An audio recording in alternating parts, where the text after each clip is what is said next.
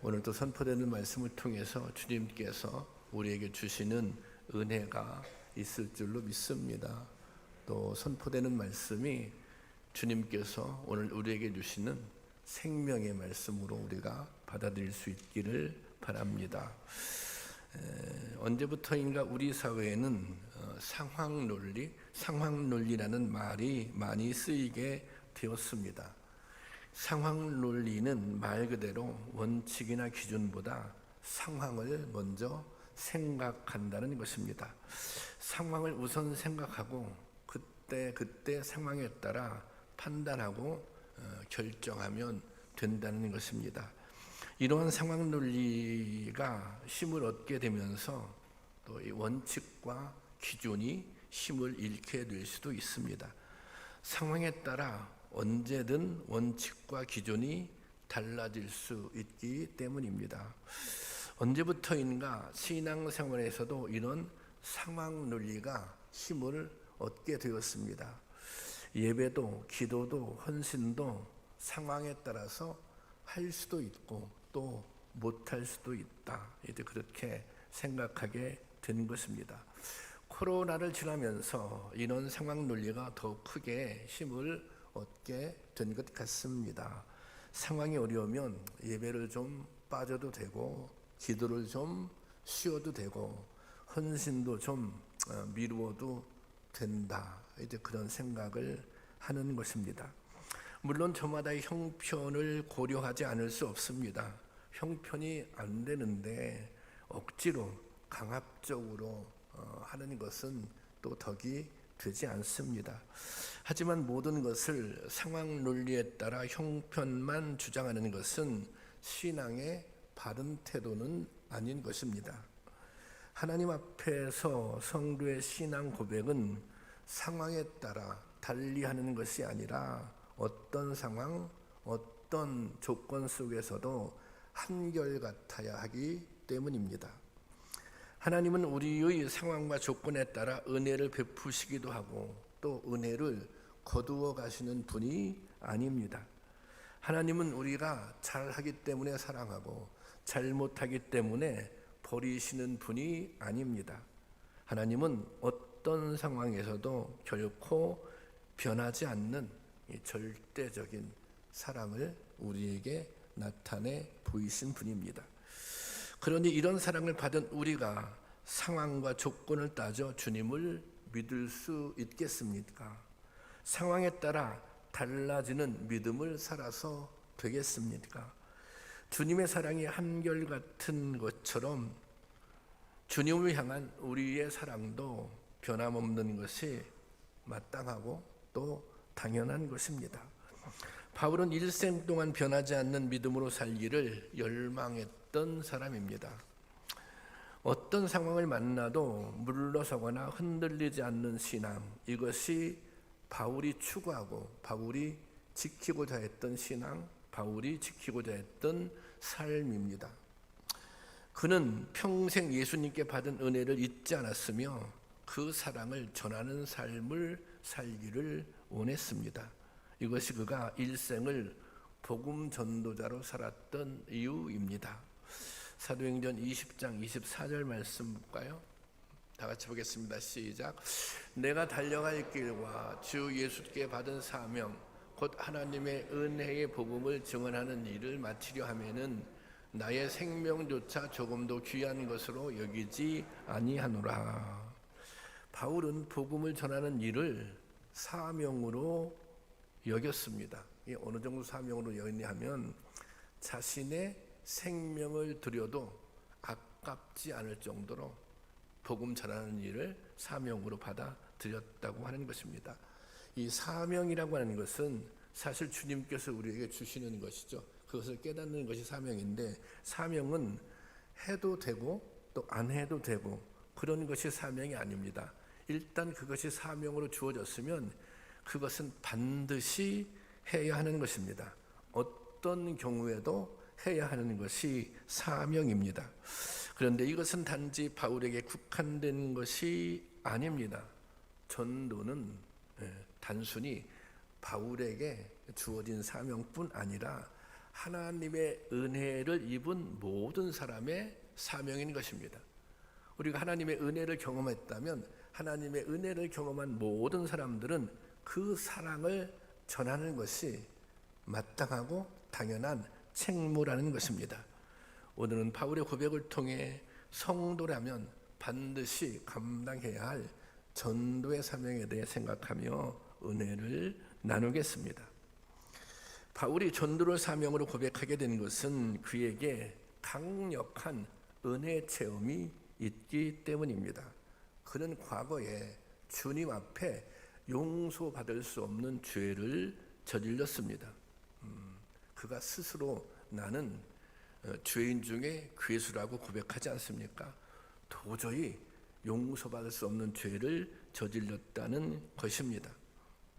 이 바울은 믿음이라고 하는 이름으로 바울은 하나님을 믿는 믿음이 있었어요. 그래서 또 믿음이 좋다고 생각하고 또 자신은 의로운 사람이라고 생각했어요. 그래서 그 잘못된 믿음을 가지고 예수 믿는 사람들을 강력하게 핍박했습니다. 때리고 또 잡아서 옥에 가두기도 하고 급기야는 그 스데반의 순교에 결정적인 역할을 했던 사람이 바로 바울입니다. 그런데 이처럼 죄인인 자신을 예수님께서 불러 주셨다는 것입니다. 그래서 이 바울은 예수님의 부르심을 듣고 잘못된 길에서, 그 길은 멸망의 길이거든요. 그 길은 사망의 길이거든요. 그 길에서 돌이킨 것입니다. 예수님의 부르심을 듣고 예수님의 말씀을 듣고 잘못된 길에서 생명의 길로 돌이킨 것입니다. 만약 그를 불러주신 예수님의 음성이 없었다면 바울의 삶은 어떻게 되었겠습니까? 누구보다 열심히 살았지만 결국은 헛된 길을 달려가다가 마침내 멸망에 이르는 비참하고 허무한 삶을 살았을 것입니다. 우리도 마찬가지잖아요. 주님이 우리를 불러주시지 않았더라면 우리의 끝, 우리의 마지막은 어디에 있겠습니까? 그것은 사망입니다. 그것은 심판입니다. 바울은 예수님을 만나고 구원의 은혜를 체험한 다음에 새로운 삶을 살게 되었죠. 그래서 이 사실을, 내가 주님이 불러주셨기 때문에 내가 이 사망의 멸망의 길에서 생명길로 걷게 되었다, 이 사실을 가슴 깊이 새기고 또 새겼던 것입니다. 그리고 여전히 죄악의 길을 질주하고 있는 이들을 생각하게 되었습니다. 과거 자신의 모습처럼 그것이 잘못된 길인지도 모르고 그것이 멸망의 길인지도 모르고 달려가고 있는 수많은 사람들을 생각하게 되었던 것입니다. 누군가 그 길을 멈추지 않는다면, 누군가 그들에게 복음을, 진리를 전해주지 않는다면 그들은 그 길을 계속 달려가다가 멸망할 수밖에 없는 것입니다. 돌이키지 않으면 멸망이고 돌이키면 구원을 받게 되는 것입니다. 이때 돌이키게 하는 그 일이 누구의 일입니까? 그 일은 먼저 구원받은 사람, 먼저 하나님의 은혜를 경험하는 사람이 이 일을 감당해야 한다는 것입니다. 그러니까 이 일은 먼저 구원받은 모든 사람, 먼저 하나님의 은혜를 경험한 모든 사람의 사명이라고 생각한 것입니다. 로마서 10장 14절 말씀 보면, 로마 다 같이 보겠습니다. 시작. 그런즉 그들이 믿지 아니하는 일을 어찌 부르리요, 듣지 못한 일을 어찌 믿으리요, 전파는 들으리요. 들어야 믿죠. 그리고 또 전파하는 사람이 있어야 들을 수 있는 것이 아니겠습니까? 바울은 전파하는 것이, 말씀을 들려주는 것이 나의 사명이다. 그래서 더 이상 자신처럼 멸망의 일로 가는 사람을 없게 하겠다, 이제 그런 소망을 갖게 된 것입니다. 이 바울은 이 자신의 이 사명을 빚진 자의 책무에 비유했습니다. 로마서 1장 14절 말씀인데요, 이것은 제가 보겠습니다. 헬라인이나 야만인이나 지혜 있는 자나 어리석은 자에게 다 내가 빚진 자라. 이 바울이 모든 사람에게 다 빚진 사람이라는 거예요. 이 바울은 이런 빚진 자, 이것은 사실은 하나님께 대한 사랑의 빚입니다. 주님께 대한 은혜의 빚입니다. 이 바울은 평생을 이 빚진 자의 심정으로 살아간 것입니다. 이 빚에는 두 가지의 특징이 있습니다. 하나는 내 힘으로 받지 않은 것을 내가 소유하고 내 능력과 관계없이, 내 노력과 관계없이 그것을 소유하고 그것을 나 자신을 위해서 사용했다는 것입니다. 하나님께서 우리에게 주신 구원이 그렇다는 것입니다. 구원은 나의 노력으로 또 나의 공로로 얻은 것이 아닙니다. 구원은 온전히 전적인 하나님의 은혜로 받은 것입니다. 나의 실제를 생각하면 도저히 받을 수 없는 것을, 나의 원래의 모습을 생각하면 도저히 받을 수 없는 것을 하나님께서 거저 내게 주셨다는 것입니다. 그러니 구원받은 우리 모두는 하나님의 은혜에 빚을 진 사람들입니다. 또 한 가지, 이 빚을 진 사람의 특징은 빚은 어때요? 갚아야 한다는 것입니다. 바울은 아직 구원의 진리를 모르고 죄악의 길을 가는 이들에 대해 이 빚진 자의 심정을 가졌던 것입니다. 그들을 바라볼 때, 아직 믿지 않는 사람들을 바라볼 때 은혜의 빚진 자의 심정으로 그들을 바라보았고 또 그들에게 복음을 전했던 것입니다. 본문을 보면 바울은 전도를 부득불해야 하는 일이다, 이제 그렇게 고백합니다. 이 부득불이라고 하는 것은 어쩔 수 없이, 다시 말하자면 꼭 반드시, 여기서는 상황 논리가 적용되지 않아요. 상황에 관계없이, 나의 형편과 처지에 관계없이 어떤 경우에도 복음을 전해야 하는 것입니다. 왜 그렇습니까? 그것은 하나님께 받은 은혜가 너무 크기 때문에, 하나님께 받은 은혜가 너무 헤아릴 수 없기 때문입니다. 그러므로 바울은 빚을 갚는 심정으로 복음을 전했던 것입니다. 힘들고 어려워도 또 형편이 허락되지 않아도 어떻게 하든 어디든 찾아가서 기어이 복음을 전했던 것입니다. 바울의 이런 전도의 열정이 수많은 교회, 사실은 어떻게 보면 오늘 우리가 복음을 받아들인 그런 그런 처음에 역사를 거슬러 올라가 본다면 바울의 전도의 열정이 영향을 미친 것입니다. 이것은 그런데 단지 바울에게 국한된 것은 아닙니다. 예수님의 십자가의 은혜로 구원받은 우리 모두는 이런 심정과 또 이런 고백을 가지고 있어야 하는 것입니다. 다시 말하자면 우리가 은혜를 받았다, 주님의 사랑을 받았다, 그 사랑이 정말 이 십자가에 자기 생명을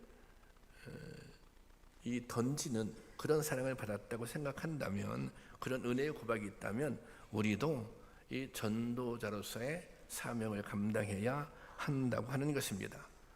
예수님께서 제자들을 부르시고 교회를 세우신 이유도 여기에 있습니다.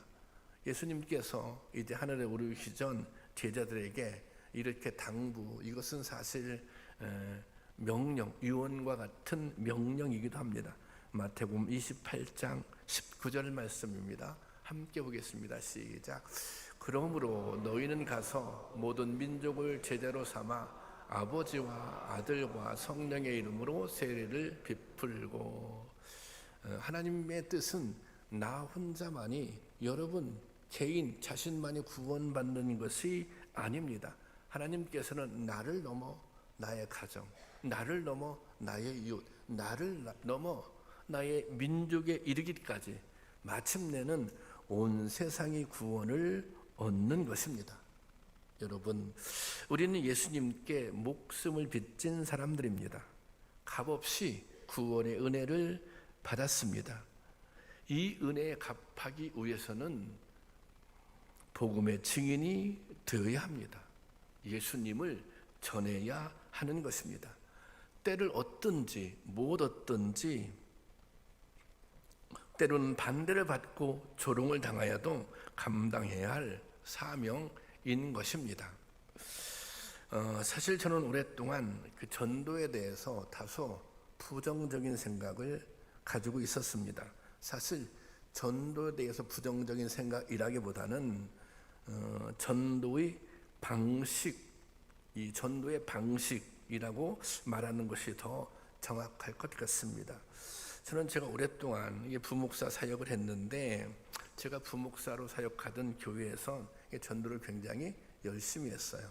그런데 그 이제 교회에서 가장 중요했던 전도 방식이, 여러분 이제 들어보시면 아실 텐데, 왜 예수천당 불신지옥 그거잖아요.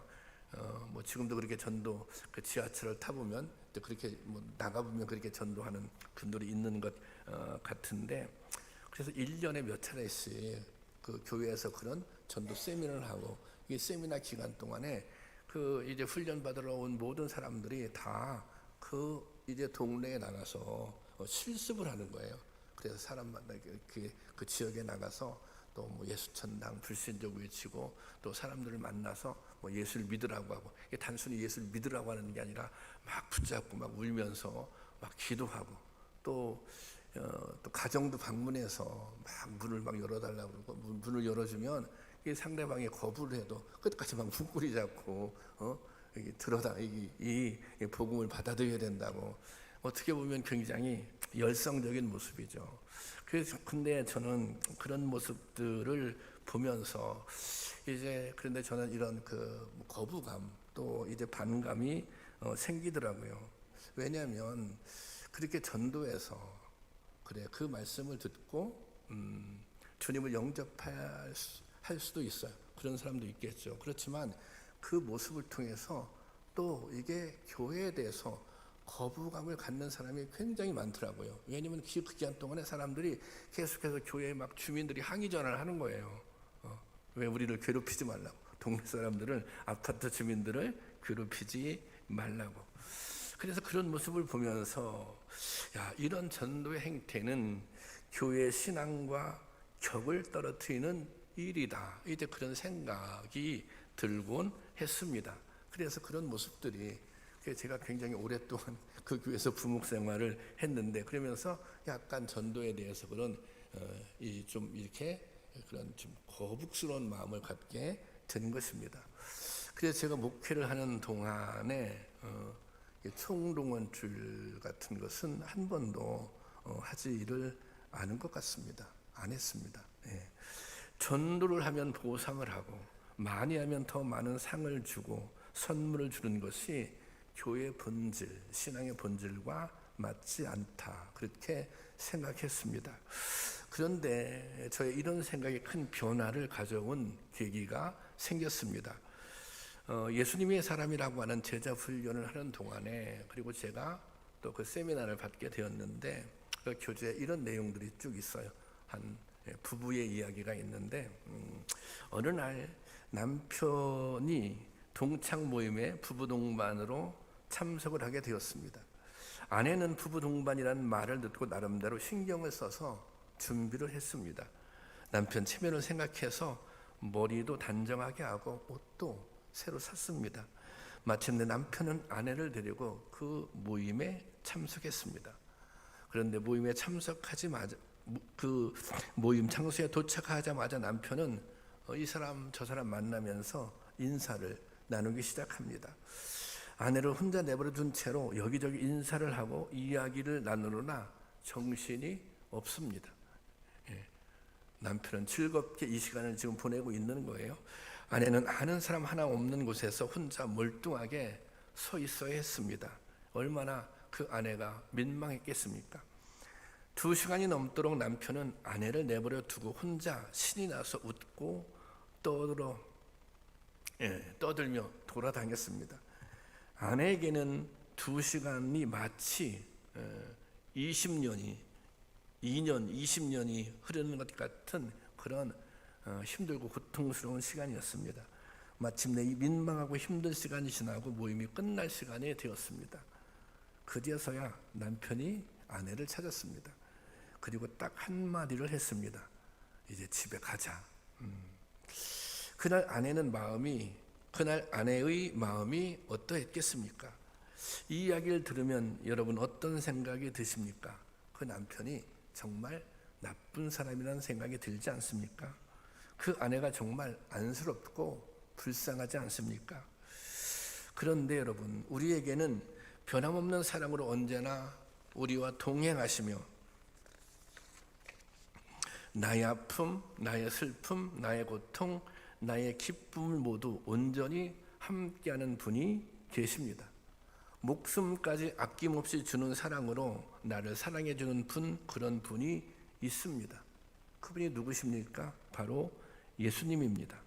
그런데 여러분은 이 예수님을 한 번이라도 소개해 본 적이 있으십니까? 이분이 나의 주인이라고, 이분이 나의 구원자라고, 이분이 나의 사랑하는 예수님이라고 그렇게 다른 사람에게 소개해 본 적이 있습니까? 주님은 언제나 나의 곁에 그렇게 변함없이 늘 함께 하십니다.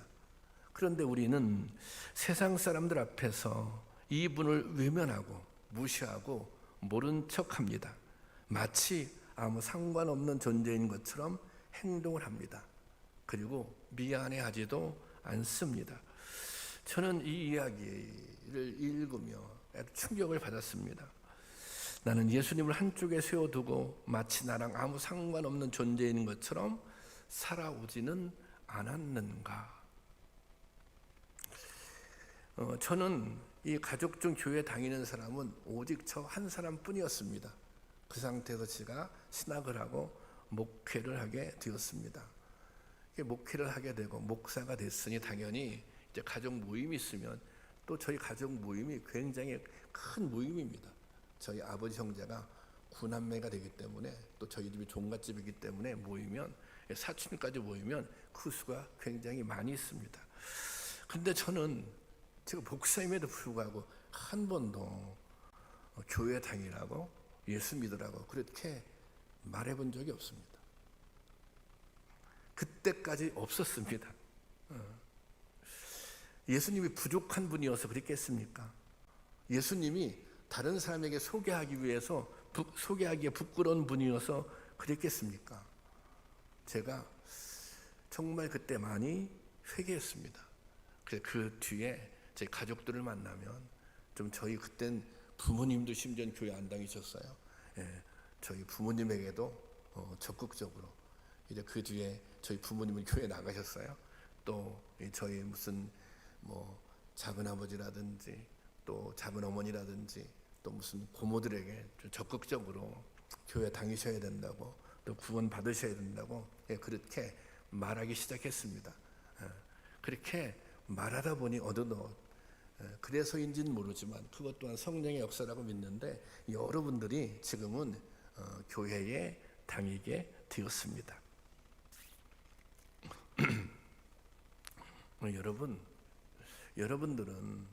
여러분들이 정말 나는 은혜를 받았다, 나는 사랑을 받았다 그렇게 깨닫고 느끼신다면 여러분을 사랑한 그 예수님을 다른 사람에게 얼마나 전하고 정말 나를 구원하신 주님이시라고, 나를 사랑하시는 주님이시라고, 나도 그분을 사랑한다고 그렇게 소개하십니까?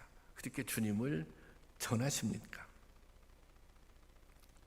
여러분 스스로를 한번 잘 점검해 볼 수 있기를 바랍니다.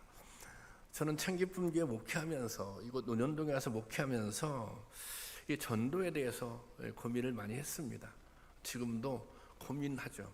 그리고 정말 제 강력한 소원은 이 빈자리가 다 채워졌으면 그게 기대의 큰 제목이기도 한데요. 이제 이 전도를 고민하면서 우리 교회만의 새로운 전도 방법은 없을까? 우리 교회만 할 수 있는 특별한 전도 방법은 없을까? 그런 고민을 했습니다. 그러다가 얻은 결과물이 이번 주 토요일에 하는 꿈동이 축제입니다. 우리가 꿈동이 그냥 축제가 아니라 꿈동이 마을 축제 그렇게 부릅니다. 이 꿈동이 마을 축제는 새로운 형태의 전도 축제입니다. 전도는 가서 전하는 거잖아요. 그런데 이 꿈동이 마을 축제는 가서 전하는 것이 아니라 그분들이 교회로 오는 것이 아니라 이 옆에 있는 운동장으로 옵니다. 그러면 그곳에 여러 가지 프로그램이 준비되어 있고 또 음식도 준비되어 있고, 그래서 이제 교회를 또 신앙을 경험하게 하는 것인데, 교회에 직접 와서 말씀을 듣고 예배에 참석하는 것이 아니라 교회 밖에서 교회를 경험하는 것입니다. 그리고 교회에 다니는 사람들이 이런 모습을 가지고 이렇게 섬기는구나, 그것을 경험하게 하는 것입니다. 그래서 이제 교회에 들어올 때 좀 거부감이 있잖아요. 밖에서는 그런 12개 부스를 설치해서 그곳에서 부모님하고 아이들이 이렇게 이제 체험 활동을 하게 하고, 그리고 이제 다양한 먹거리들이 준비되어 있는데 음식은 교회에 와서 먹어야 됩니다. 교회 안에 들어와서 여기 그 로비하고 북카페에서. 그래서 그렇게라도 교회에 들어와서 교회가 이런 곳이구나. 그래서 이제 꿈동이 축제를 할 때마다 그런 열매들이 있었습니다.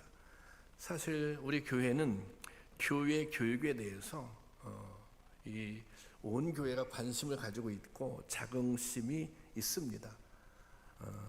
학교에서도 못하고 학원에서 하지 못하는 그런 이 대안적인 교육을 한번 해보려는 것, 그것이 저의 이 교육 목회의 목표이기도 합니다. 이제 그 노력이 어느 정도 열매를 맺어서 교회 교육이 이제 자리를 잡게 됐습니다. 꿈동이 축제는 이렇게 우리 교회가 가장 잘할 수 있는 것으로 지역 주민들에게 다가가는 것입니다.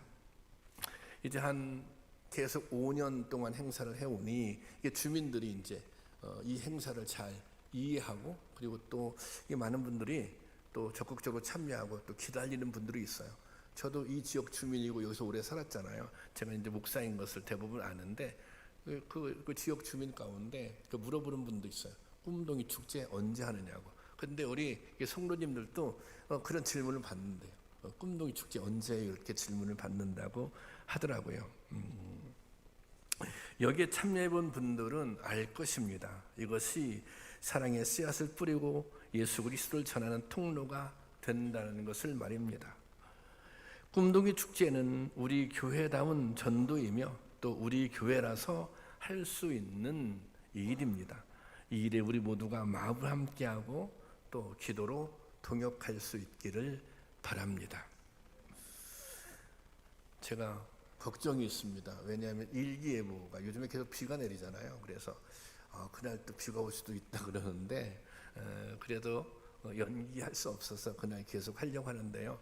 아마도 비 오지 않을 것 같아요. 왜냐하면 많은 성도님들이 기도하고 있기 때문이에요. 저도 교회 올 때 또 교회 갈 때 운동장에 들러서 한 번씩 기도하고 갑니다. 여러분들도 이 꿈동이 축제를 위해서 온 성도가 마음으로 기도할 때 정말 이 축제를 통해서 잃어버린 영혼들이 구원받고 돌아오는 그런 역사가 일어날 줄로 믿습니다. 여러분, 온 성도들이 힘을 모아 주님을 자랑하고 내가 받은 은혜를 자랑하고 복음의 씨앗을 심고자 할 때 반드시 주님께서 함께 하십니다. 나는 심고 아볼로는 물을 주었으되 자라나게 하시는 분은 하나님이십니다. 우리의 헌신에 주님의 은혜가 더해져서 위대한 하나님의 역사가 이루어지는 것입니다. 그런 역사가 여러분을 통해서 또 창기쁨교회 안에서 일어날 줄로 믿습니다. 이 전도자 바울의 삶은 고단했습니다. 과거에 그는 누구에게도 굽힐 일이 없는 인생을 살았습니다. 가문이나 또 문벌이나 능력이나 어느 것 하나 모자람이 없었습니다. 하지만 그는 전도자가 된 후에 완전히 달라졌습니다. 오늘 본문에 바울이 이렇게 고백합니다. 로마서 9장 19절 말씀입니다. 함께 보겠습니다. 시작.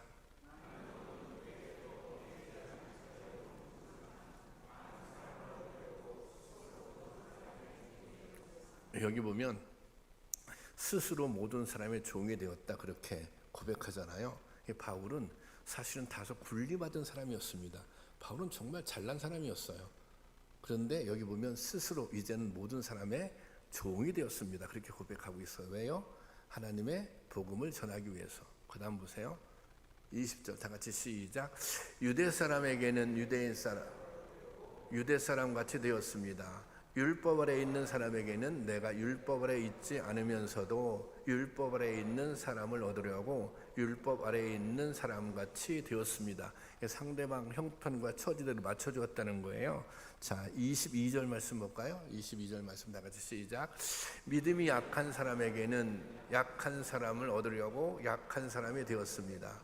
나는 모든 종류의 사람에게 모든 것이 다 되었습니다. 그것은 내가 이렇게 어떻게 해서든지 그들 가운데 몇 사람이라도 구원하려는 것입니다. 유대인에게는 유대인처럼, 이방인에게는 이방인처럼, 또 약한 자를 대할 때는 약한 자를 대할 때는 약한 자처럼, 그리고 아무 권리를 주장하지 못하는 종처럼 살았다는 것입니다. 왜 그렇게 살았습니까? 복음을 위해, 또 단 몇 사람이라도 구원하기 위해 그렇게 살았다는 것입니다. 전도는 이런 사랑으로 감당하는 헌신입니다. 나를 내려놓고 오직 주님을 높이고자 하는 마음이 있을 때 이런 헌신이 가능해지는 것입니다. 바울은 평생을 다메섹 도성에서 예수님을 만난 뒤에 전도자의 삶을 살았습니다. 그 삶은 너무나도 고단했습니다. 힘들었습니다. 매맞고 또 옥에 갇히고 또 쫓겨나고, 그러다가 결국은 순교를 당했습니다. 죽음을 당했습니다. 바울이 어떻게 그렇게 전도자의 사명을 감당할 수 있었겠습니까? 단순히 바울이 너무 훌륭했기 때문에, 바울이 인내심이 있기 때문에 그것이 아닙니다. 물론 바울이 훌륭한 점이 있죠. 그렇지만 바울이 모든 어려움, 모든 난관을 뚫고 복음을 전할 수 있었던 것, 그것은 성령님이 바울에게 함께했기 때문입니다. 주님께서 그의 걸음걸음, 그의 가는 곳마다 함께하셨기 때문입니다. 그래서 주님께서 이렇게 말씀하셨잖아요. 사도행전 1장 8절 말씀입니다. 다 같이 보겠습니다. 시작. 오직 성령이 너에게 임하면 너희가 권능을 받고 예루살렘과 온 유대와 사마리아 땅 끝까지 이르러 내 증인이 되리라 하시니라. 오직 성령이 너에게 임하면 너희가 권능을 받고, 바울이 그렇게 전도자로서 자신의 사명을 감당할 수 있었던 것, 그것은 성령을 받고 그리고 성령을 통해 하나님의 권능을 소유했기 때문에 그 권능으로 말씀을 전했고, 그 권능의 힘으로 어떤 고난도 이겨낼 수 있었던 것입니다. 그러니까 바울에게 하나님께서 그런 마음을 주신 거예요. 복음을 전할 수 있는 열망도 주시고 또 이렇게 감당할 수 있는 힘도 주신 것입니다. 마태복음 28장 20절 말씀입니다. 다 같이 보겠습니다. 시작. 내가 너에게 분부한 모든 것을 가르쳐 지키게 하라. 볼지어다 내가 세상 끝날 때까지 너희와 항상 함께 있으리라 하시니라. 이게 제자들에게 마지막에 주신 말씀인데, 제자로 살아가는 게 너무 힘든 거예요. 또 제자의 삶이라고 하는 것은 증인의 삶, 복음을 전하는 삶인데 이 삶이 힘들 수밖에 없어요. 그래서 주님께서 말씀해 주신 거예요. 그 삶 힘들어. 복음 전하는 거 힘들어. 무시당할 수 있어. 모욕을 당할 수도 있어. 포기하고 싶은 생각이 수도 없이 들 거야. 그래서 주님께서 미리 말씀해 주신 거예요. 뭐라고 말씀하셨어요? 세상 끝날 때까지 내가 너와 함께 할 것이다. 그렇게 말씀하신 것입니다. 여러분, 주님은 오늘도 당신의 목표를 전하기 위해, 당신의 복음을 전하기 위해 헌신하는 자녀들과 함께 하십니다. 성령의 강력한 능력으로 동행하시며 인도하십니다. 시험과 모욕을 이겨낼 힘을 주시고 반대와 절망 속에서도 다시 일어설 용기를 주십니다. 여러분, 우리는 이미 은혜를 받은 사람들입니다. 이미 우리는 새로운 생명을 얻은 사람들입니다. 그렇다면 주변에 죽어가는 영혼을 그냥 두고 볼 수는 없지 않습니까?